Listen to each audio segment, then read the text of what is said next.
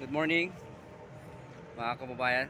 Andito kami sa Lunita ngayon dahil mayroon kang event sa aming community. Ang aming tawag ay Walk for Life. So madaling araw kami nandito. Kaya nandito kami, nakapila pa kasi hindi pa open yung gate. Yan.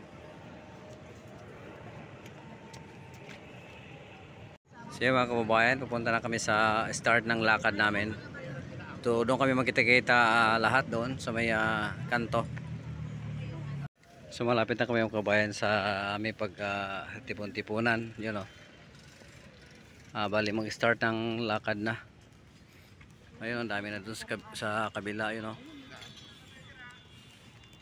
So dito na mga kababayan o. Dito kami pipila. So medyo madilim pa dito mga kabayan. Kasi 5:30 ng umaga. Yun o. Madilim pa talaga dito. Good morning, sis. Ito na kami mga kababayan o. Mga kababayan, nandito na kami sa Cathedral Church. So bali dito kami magkita-kita pagkatapos ng walk namin. Ang pangalan kay Walk for Life to. So andito na kami lahat mga kababayan o. Sa online, sa ating lahat na nasa loob at kanila po na nasa labas.